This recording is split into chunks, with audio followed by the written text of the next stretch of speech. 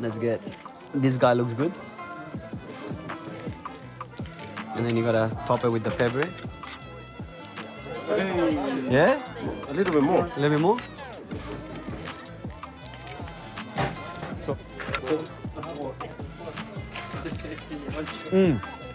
Delicioso. So good. Rico, right? Rico. Muy rico. This chili pan right here, homemade, you know? In the backyard. I can't talk, it's so good. I'm Arka, an actor and filmmaker with a passion for eating local. I'm taking out some mates from a film I worked on recently to explore some of the unique food and culture that Western Sydney has to offer. Fairfield is almost like a city of its own.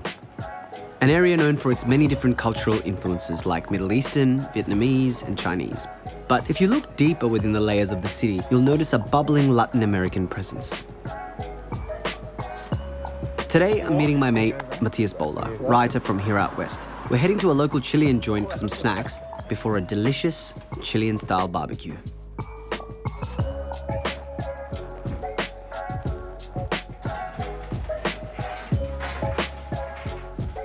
To kick it all off, we started with the very popular meat empanadas, or empanadas de pino.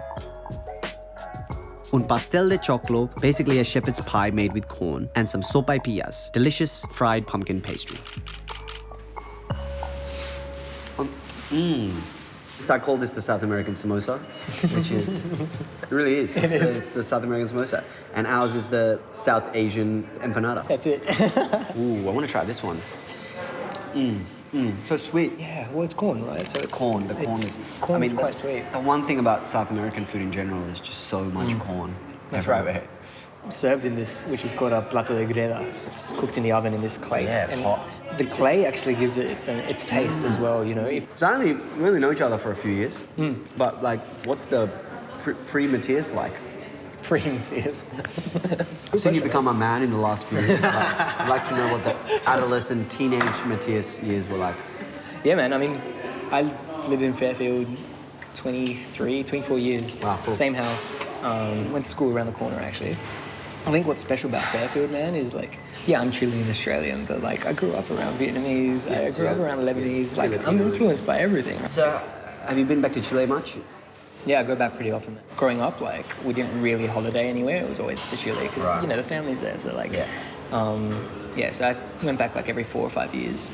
And then, you know, in 2017, I went to make a film, which was, like, really important for me. I think it's, like, where I really came to understand where I come from, my culture. Because you're around it here in Australia heaps, but it's different to be there, to talk to the people and, like, just go on a journey, right? Like, and has it been interesting going back with all the politics, you know, in Chile, that everything's... Yeah, it's not too well at the moment, you know. They raised the metro fares. Yeah. And like riots hit the street. But it's, you know, I think there's progress, right? Like just a few months ago, they said that they're going to change the constitution, you know, like it's pretty crazy, right? Okay. Which is a constitution that was originally set back in the dictatorship. Right. Yeah, whether they do it or not is another question. Yeah, no, they're definitely doing it. Whether it's going to be as progressive as they want it to be is a different story. Yeah.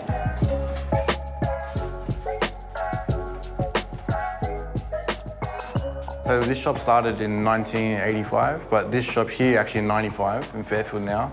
But actually goes back all the way to my great-grandfather. So he was the first butcher in my family until my grandfather started working with him, my dad working with my grandfather, and then me working with my dad. My dad was 6 when he came here from Chile. He was born in Chile. And my granddad first started off working whatever jobs he could. But he always wanted to open his own butcher shop.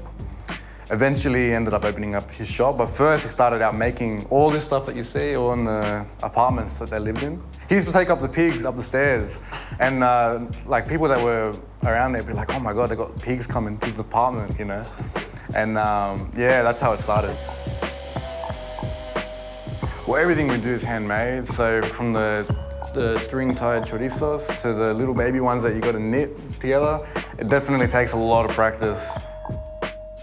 Yeah, well, Chilean-style barbecue, I think the South American way is all on charcoal, that's everyone. But the way Chileans do it is with more time. A lot of them aren't too fussed about eating super quick. It's like eating on the barbecue and just eating there as we go, not waiting for everything to be cooked at a certain time. It's like whatever goes.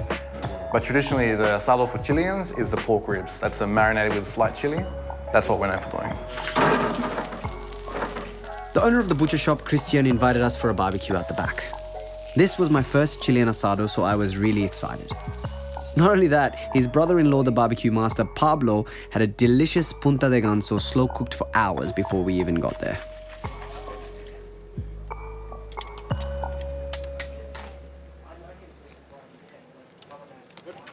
Delicious. Let's get it on, baby. Oh, yeah. Mamacita. Look at that. My grandfather started back in 1931 working in this. And he was from the country town that's famous for these chorizos. It was called Chilean, which is in the south of Chile, little country town. And still to today, it's very famous for a lot of these products, yeah. He passed it down to you, I guess. Well, he passed it down to my dad. My dad started working with him when he was 14. Yeah. I started working with my dad when I was about 16, 17. Yeah. And then my son started working with me, but it kind of worked out that way. We didn't mean it to be, you know, it just kind of worked out that way. It stayed in the family, and that made me really happy because I didn't really expect any of my sons to really enjoy it, you know, cutting meat. Yeah. I'm sure there was no force there at all. No, there wasn't actually. There wasn't. The great thing about a Chilean asado is that the meat just keeps on coming. And look, to be honest, I ain't complaining. So after a couple of hours of milling about and snacking around the barbecue, the prime cut came off the grill, and Matias and I sat down for a chat with Christian Ravello and Jaime Ureta, actors from here out west. In which part of Sydney did you go in? Wollongong, from the Illawarra, huge Chilean community, South but Coast. you know, a fair bit of we'd come up here to Fairfield and celebrate September 18th and all that sort of stuff. And Yeah, true. Fairfield has a huge September 18th party. So September 18th is like Independence Day. Yeah. And at the Fairfield Showground, like they do this huge thing. It's just a massive party.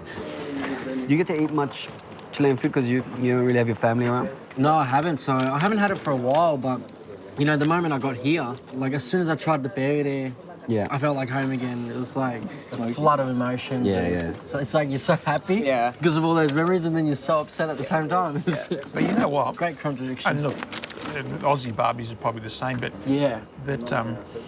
there's a sense of pride that comes with the cooking of the meat too. Yeah. Like especially in someone's house, in the backyard, it's all there. It's so specific as well. Like, that's what's really amazing to me, you know, seeing a Chilean barbecue. Like, I've had one at like his house or whatever, but I haven't really had it like this, you know, and this is really special.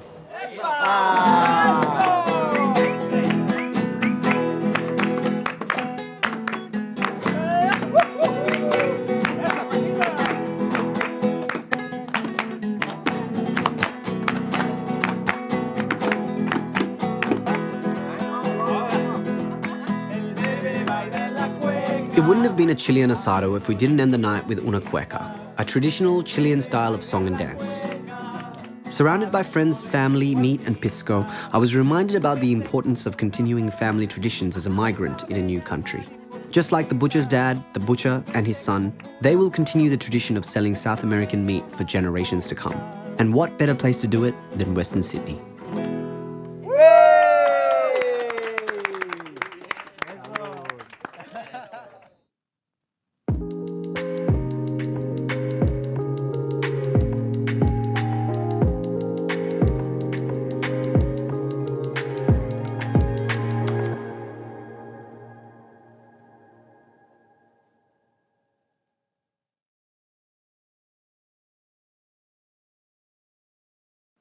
If you like that, watch more eps here or watch Here Out West.